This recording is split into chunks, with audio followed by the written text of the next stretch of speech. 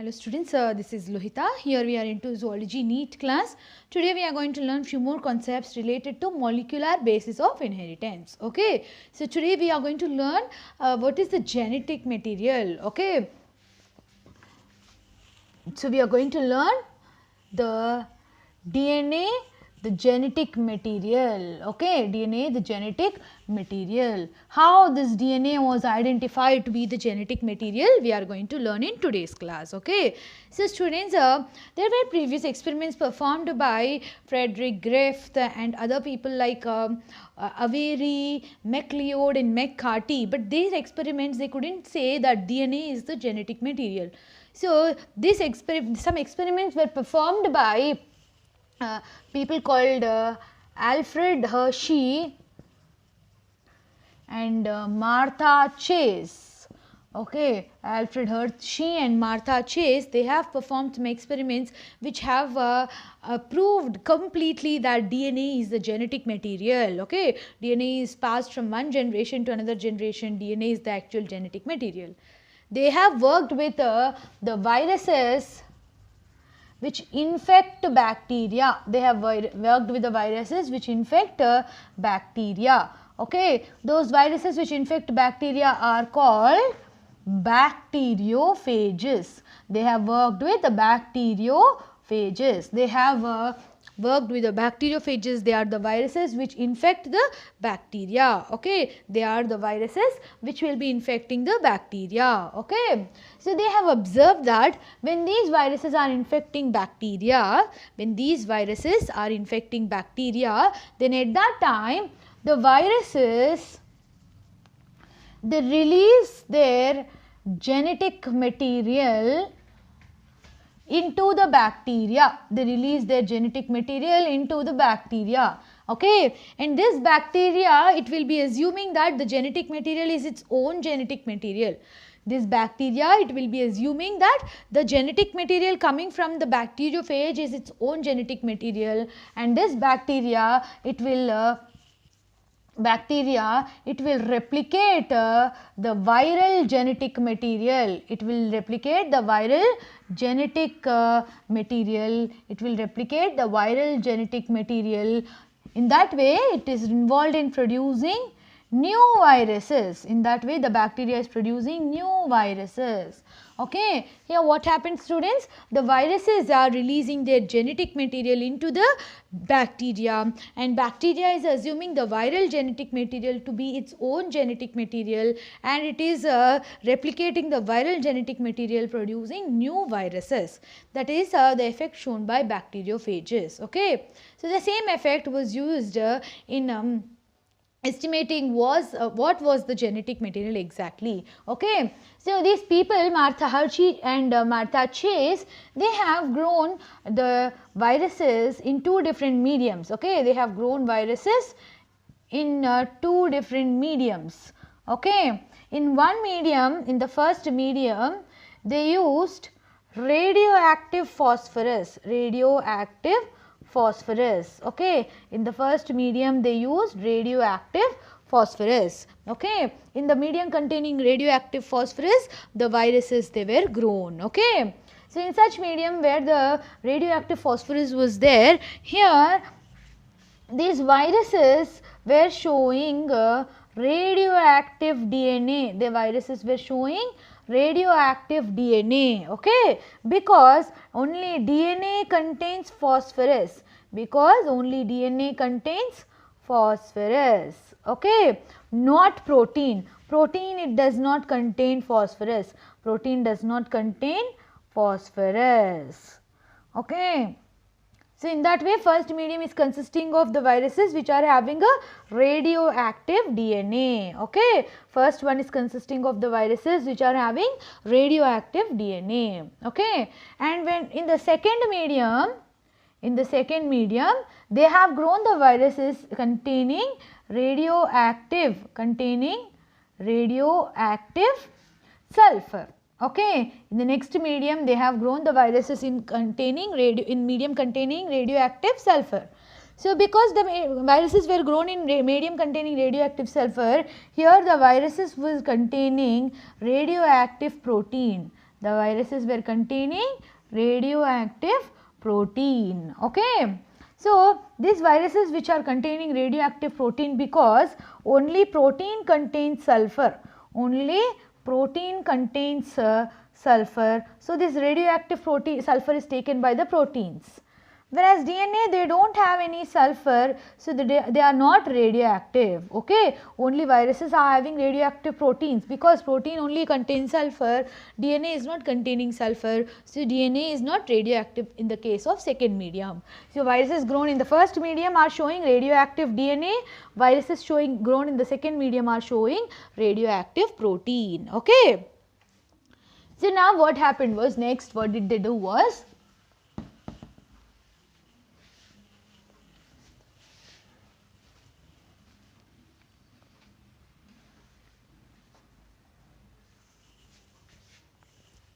they have taken the bacteria.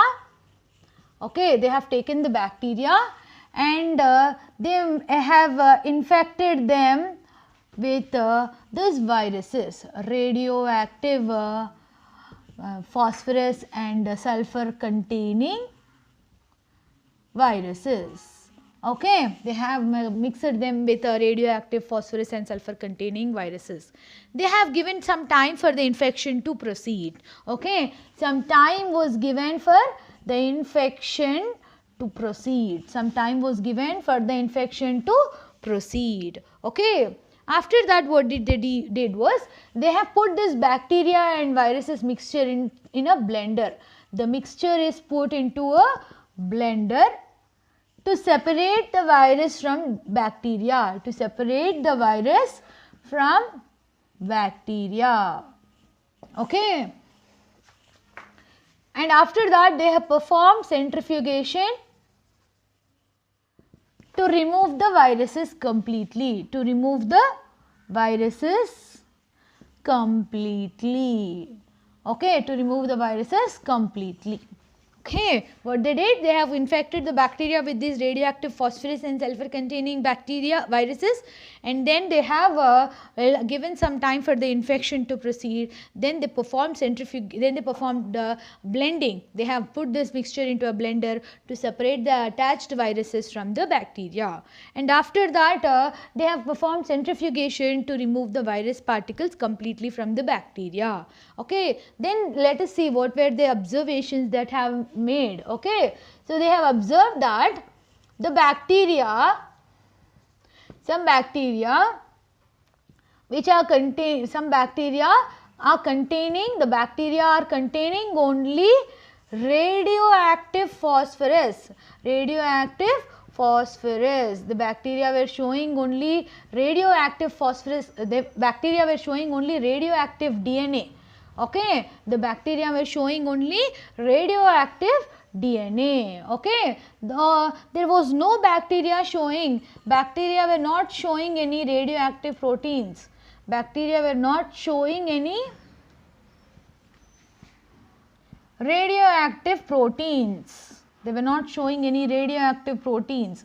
They were just showing only radioactive DNA. No radioactive proteins are shown. Okay. So, here the presence of radioactive DNA inside the bacteria is indicating that the DNA is the one which is transferred from the viruses into the bacteria. So, from this observation we can say that DNA is transferred from the bacteriophage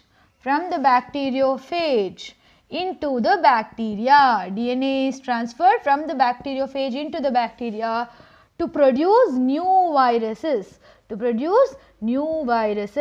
Okay, from this point DNA is transferred with this observation that only bacteria are showing radioactive DNA, no radioactive proteins. From this experiment it is very clear that DNA is transferred from bacteriophage into the bacteria.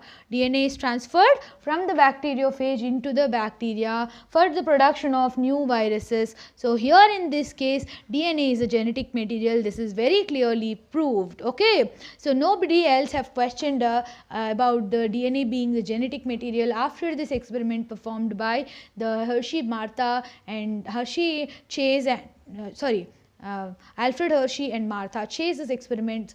It was an unquestioned experiment. It was an unquestioned experiment. Nobody could question on this experiment performed by these people. From then it is completely true, and it is believed that DNA is the genetic material. Okay, DNA is the genetic material, that is now proved. So what is the genetic material?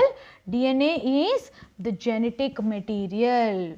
DNA is the genetic material. This is now proved to us. Okay, so that's all about DNA being the genetic material.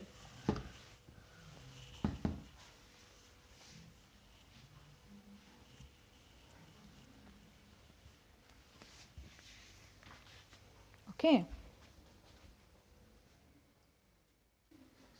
We are now going to learn about properties of genetic material.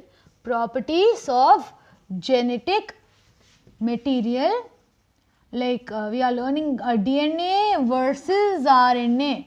DNA versus RNA. Okay. Say students, we have now understood that DNA is the genetic material. In most of the organisms, DNA is the genetic material, not protein. Protein is not a genetic material, that is very clearly proven. It is known that DNA is the genetic material for the most of the organisms.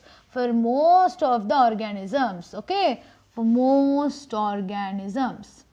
But there are some cases where RNA is also genetic material.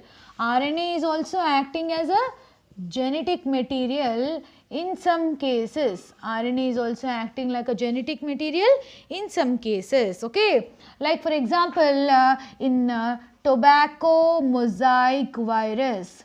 Tobacco mosaic virus. Okay. Or QB bacteriophage. QB bacteriophage. In that way, there are some viruses which are showing RNA as their genetic material. So now what is the best genetic material? RNA or DNA? Why most of the organisms are containing DNA as their genetic material? These are the very big questions. Okay. So to solve this question, we are learning about which is the best genetic material by learning RNA versus DNA. Okay. So before we learn what is the best genetic material, we have to first learn what are the characters of a genetic material. Okay. What are the required properties of a genetic material? What are the required properties to be shown by the genetic material? Okay. The first property is it should be able to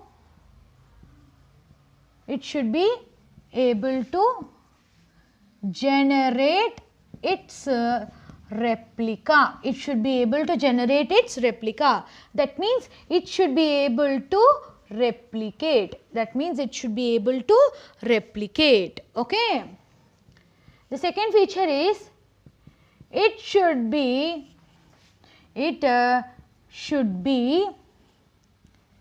chemically and structurally stable. It should be chemically and structurally stable. Okay.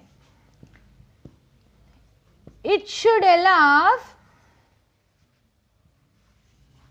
slow changes. It should allow slow changes. It should allow slow changes, which is important for evolution. Which is important for evolution. Okay.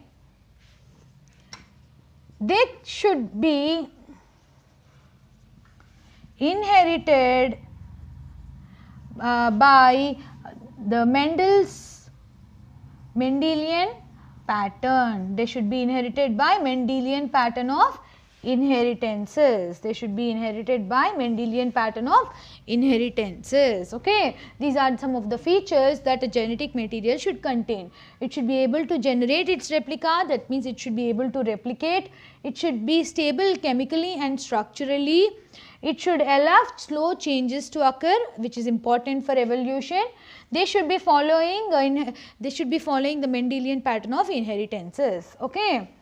So now let us see, these are the properties, right? So let us see in detail about the properties of DNA and RNA according to this. Okay.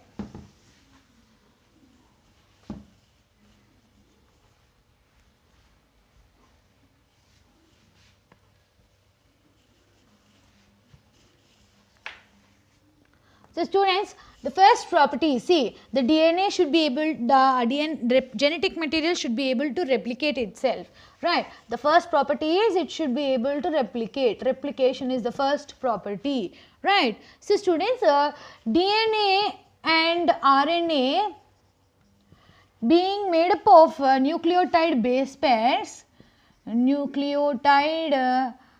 pairs, and also exhibiting complementarity, they can replicate and produce the ones of its kind. They can replicate and produce the ones of its kind, okay. That means because of the presence of base pairs, because of the presence of complementarity between the base pairs, the DNA and RNA can replicate. The DNA can produce a DNA and RNA can produce an RNA because of the presence of base pairs, because of the presence of complementarity between the base pairs, okay. That is the first feature, replication. The second feature about the DNA and RNA is, the second property was they should be stable chemically and structurally, right. They should be stable chemically and structurally, right. So, the genetic material should be in such a state that it is not changing with any physiological condition, lifestyle or age of the person, okay. It should not change with change with the lifestyle or age or any other physiological conditions in the body, or any other physiological conditions in the body, okay. This was very clearly shown by transforming principle, okay. By transforming principle explained by Frederick Griffith, he observed that even though the heat killed viruses, heat killed bacteria, even though heat killed bacteria was used, this heat killed bacteria, here it could transfer the genetic material into the R strain, right. The heat killed bacteria, it could transfer the genetic material into R strain. So, that means here we understand that this genetic material, it is very stable, that even heat is not able to make it lose its properties, okay. So, Frederick Griffith experiments in heat killed bacteria is showing that the properties the stability of genetic material is very high. The stability of the genetic material is very high. Genetic material is very high, okay. The stability of the genetic material is very high. That is why even though the bacteria is heat killed, it could transform R strains into S strains. It could transform R strains into S strains, okay. One more thing which was observed from heat killed bacteria in case of Frederick Griffith's experiments was, even though by applying heat and breaking the bonds between the two strands of DNA, the two strands of DNA again will be coming closer to each other, okay. Under some provided condition, using heat, if we are denaturing the DNA, denaturing DNA means separating the two complementary strands of DNA, separating the two strands of DNA, okay. Even using heat to denature the DNA, that is separate the two strands of DNA, even by using heat, to separate the DNA even by using heat, what happened, under some provided condition, again the pairing of DNA will occur, under some provided conditions, okay, under some provided conditions. This is saying that DNA is very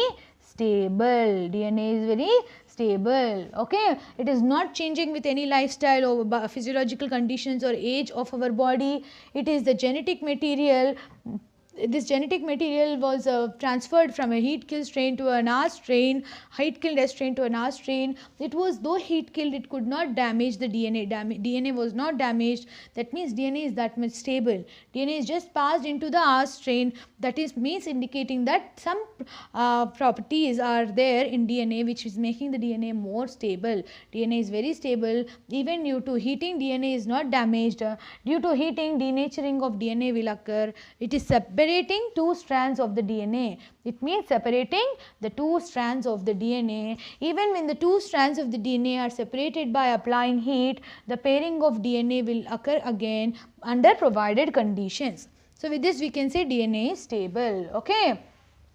But when you take RNA, on every nucleotide of the RNA, there is an OH group. Okay, on every nucleotide of an RNA, there is an OH group which is highly reactive.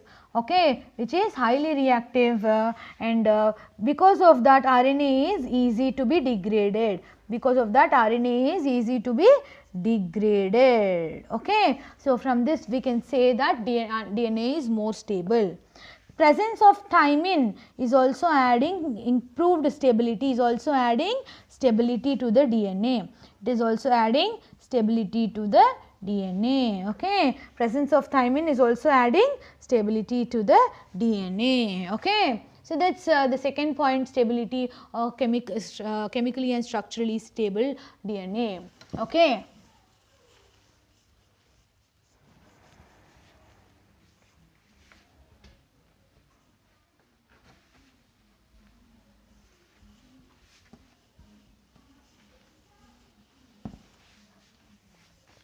Then the next point is it should be undergoing changes. See students, changes are common, mutations or changes occur. Okay, but RNA being very reactive, it undergoes very frequent mutations. Mutations are very frequent.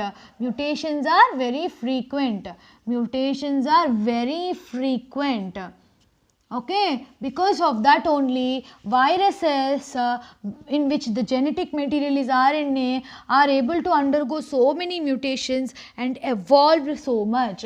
They are able to undergo so many mutations and evolve into new varieties because of that reason only. Now we are suffering from some pandemic due to COVID-19. COVID-19 is also coronavirus is also actually a virus in which the genetic material is RNA. We know that RNA is very fastly mutating, RNA is very fastly changing, it is evolving continuously. That is the reason why we are suffering from this pandemic. We are not able to identify a proper vaccine for this virus because its RNA is continuously changing, its genetic material is continuously changing. We are trying to prepare a medicine against one genetic material, it is producing the next type of genetic material. Again we are producing one genetic material, next RNA it is producing.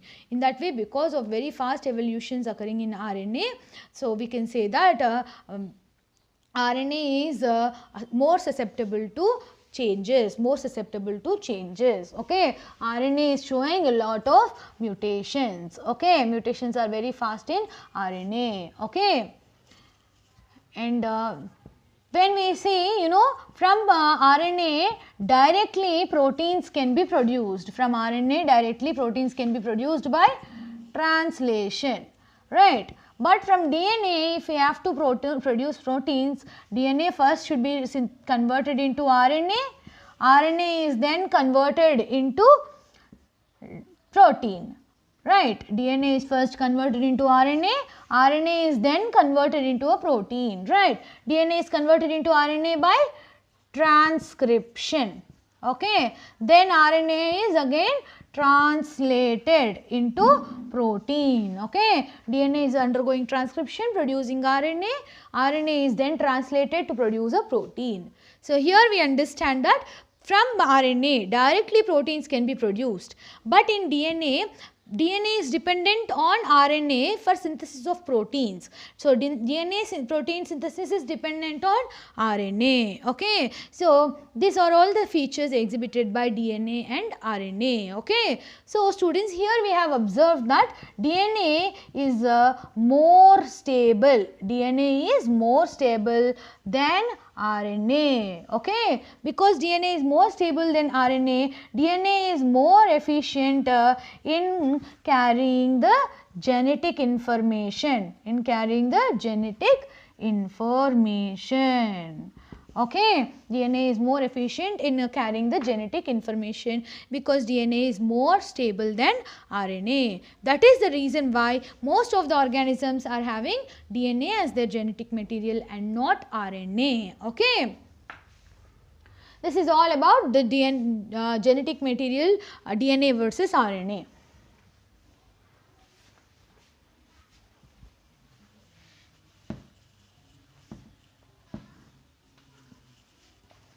Okay. Now we are going to learn about RNA world. So there might be a question arising, what arised first? RNA arised first or DNA arised first? Okay. Which formed first? The answer to this question is RNA formed first. Okay. RNA formed first. RNA is formed first. Okay. So why can we say that RNA is formed first? Because all the different aspects of life like mutations, metabolism and protein synthesis, all these activities are revolving around the RNA, and DNA is also dependent on RNA. DNA is also dependent on RNA, right? So we say that because RNA is main important for metabolism, protein synthesis, DNA being dependent on RNA, from all these features we say that RNA is the first to evolve. Okay, from RNA DNA has evolved. See, you know, RNA is highly reactive. RNA is highly reactive. Okay, in some chemical reactions RNA acts as a catalyst. RNA acts as a catalyst in spite of enzyme catalyst, RNA acts as a catalyst in some metabolic reactions occurring in our body. So from that we can say that RNA is highly reactive. Okay. So because of this feature, what happened is RNA being highly reactive, because of this feature, to improve stability in RNA, a double-stranded DNA has evolved. Okay, double-stranded DNA has evolved because the DNA being double-stranded, showing complementarity, okay, and also the ability to repair, all these have made the DNA as the most common and the most efficient genetic material. Okay. So from RNA only DNA has evolved.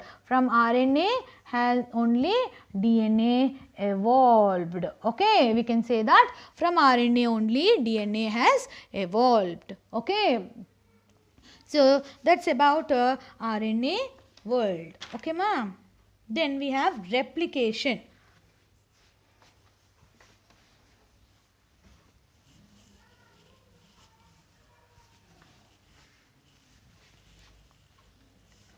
Then we have the next concept, replication.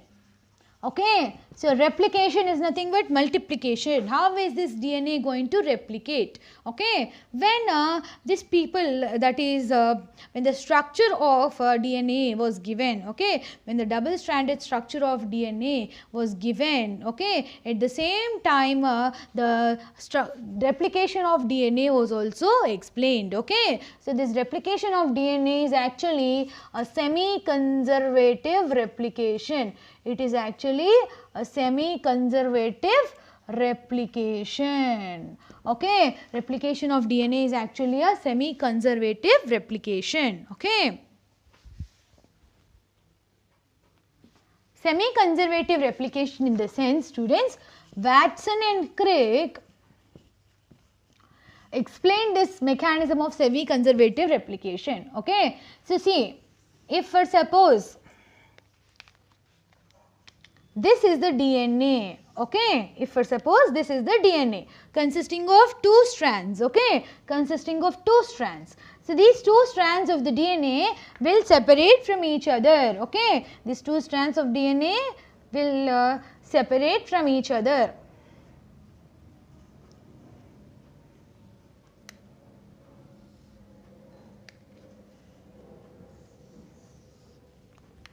Each producing a new strand of its side, okay, each producing a new strand in this way, okay, each producing a new strand. So, if this was the DNA, earlier DNA, the two strands of DNA, they will be separating and each of them producing a new strand. So, each strand in the DNA will act like a template. One strand will act like a template, okay, it will act like a template for the other strand. We already know that there is a base pairing between the DNA strands. One type of strand is consisting of the opposite type of one type of strand consists of base pairs complement to the other side. If one strand is having A, the other side will have T. One side is having G, the other side will have C. In that way, there is complementary between the two strands of DNA. So, utilizing that complementarity, the two strands of DNA will separate according to the complementarity. Using one strand as a template, new nucleotides will be added onto the other strand, forming a new DNA. In that way, this will continue, resulting in the formation of two new strands of DNA, two new strands of DNA. So, you observe that here one will be containing one parent DNA, one new DNA, one strand of parent DNA, one strand is new, one strand is new, one new strand. Okay. The same way, one strand will be parent strand and one new strand. They have one parent strand and one new strand of DNA. So, this method is called semi-conservative because the daughter DNAs, they contain one parent strand, one new strand. So, here it is called as semi-conservative type of replication. Okay. To perform this, to prove this semi-conservative type of replication, some experiments were made by some people. Okay. Let us see how the experimental proof of the semi-conservative replication was given. Okay. So, Michelson, Matthew Michelson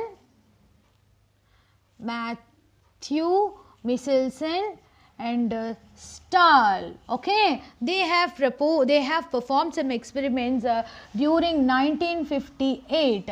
Matthew Michelson and Stahl, they have performed some experiments in 1958 which have proved the semi-conservative replication of DNA. Okay, what they did was, in the early stages, they have grown E. coli cells, Escherichia coli bacteria, in a medium containing a very heavy isotope of nitrogen, a very heavy isotope of nitrogen N15 in ammonium chloride, in N15, okay, very heavy isotope containing ammonium chloride, okay, very heavy isotope containing nitrogen. They have grown E. coli in a very heavy isotope N15 containing medium, okay, N15 containing medium they have grown. Okay. So, after few generations after growing in N15 medium, they have observed that all the DNA strands they were containing, all the DNA were containing this condition N15 on their DNAs. Okay. They were containing N15 type of DNAs only. Okay. Then after that, what they did was, first condition, after that they have removed them from heavy isotope, and after that they have grown the same E. coli N15 E. coli in an isotope of nitrogen, in an isotope of nitrogen N14. Then what happened after first generation? Okay, after first generation, within 20 minutes only, because the replication time of E. coli is just 20 minutes. After 20 minutes, the E. coli were showing N15 and N14 condition. In the second generation, after a complete 40 minutes, okay, because E. coli take 20 minutes for replication, after total 40 minutes, half of them were like N15, N14 and half of them were like N14, N14, okay. So, in that way we have observed that two different types of the strands were produced. So, here we understand that DNA is showing semi-conservative replication. See, earlier it was showing N15, N15. In the next generation N15 and N14 were shown. Okay. Now, this strand is acting like complement having N15 in same in one N14 which is because of the 14 medium, and again N14, N14. So, this was exactly shown by the experiments which were done using after centrifugation. Okay. So, earlier when centrifuged N15, N15 is a heavy isotope. So, the DNA were found in the cesium chloride. Okay. When centrifuged in cesium chloride, they were having very high density. Okay. They were found near the bottom of this cuvette. Okay. Now, in the intermediate ones, this is N15, N15. The intermediate ones were like now here, okay, in between of the centrifugal tube, N15, N14, okay. But the third case was showing both. They were very in the middle and they were in the light condition also, N15, N14, N14, N14. In this way these new DNA strands were shown. Okay. In this way the DNA strands were shown after centrifugation. Let me make everything once again clear, students. Matthew Meselson and Stahl, they performed experiments in 1958 to say that DNA is showing conservative replication. For that they performed experiments on bacteria Escherichia coli, E. coli. They have grown it in a medium with a heavy isotope N15. Okay. N15 is a very heavy isotope. They have grown for a few generations in N15 medium until all the strands of the DNA, they were showing N15, N15 condition. This is not actually nitrogen heavy isotope is not actually any radioactive substance. Here this is creating a density to the DNA strands by which we can observe the density of DNA strands and identify the DNA strands. According to the densities, we are identifying the DNA strands, okay, by which we can observe DNA strands according to density. For that reason, here we are not using any radioisotopes, here we are using density gradients. N15 being a heavy isotope, all DNA after few generations, all the DNA will be in N15, N15 condition. Okay. When centrifuged in cesium chloride, they were showing very heavy density. They were in the bottom of the centrifugal tube. They were showing very heavy density. Okay. Heavy density. They were showing heavy density. Okay. But when this N15 medium, from N15 medium, they are separated and they are grown in a medium containing isotope N14 medium. Okay. N14 medium, they are added. Now, E. coli will be multiplicating for every 20 minutes. For every 20 minutes, new generation of E. coli will be produced. Okay. Within every 20 minutes, one generation will be reproducing, new generations will be producing for every 20 minutes. Okay. So, after first generation within 20 minutes, if we are isolating the DNA, we observe that they are showing intermediate density because they contain N15 and N14. N15 because of the parental strand, N14 because of the new isotope. Okay. And after 40 minutes, when the second generation were produced, they were showing two different densities. One density N15, N14, which is that of the parent, and a new density because N14, see from N15, showing N15 is conserved here. N14 is conserved on the other side. So, two densities are shown N15, N14, N14, N14. N15, N14 was showing intermediate density, N14 was showing a very less density. In that way, In that way, these are the ones which are showing two different densities. So, here with this experiments it is clear that DNA is involved in, DNA is performing semi-conservative replication. DNA is performing what kind of replication? Semi-conservative replication. DNA is performing semi-conservative replication, where one strand will be a parent strand, one strand will be a new strand which is complement to it. It is complement to it, but it is a new strand. Same as it of the old strand, complement to it, but it is a new strand form. So, in that way DNA will be replicating in a semi-conservative manner. This was unquestionably proved by these two people, Matthew Michelson and Stahl in 1958. After that, there was no questions related to conservation of DNA. Okay, no questions related to replication of DNA. So, that is all for today, students. In the next class, we will be learning about the mechanism behind DNA replication. That is all for today. We will meet again in the next class. Thank you all for joining the class.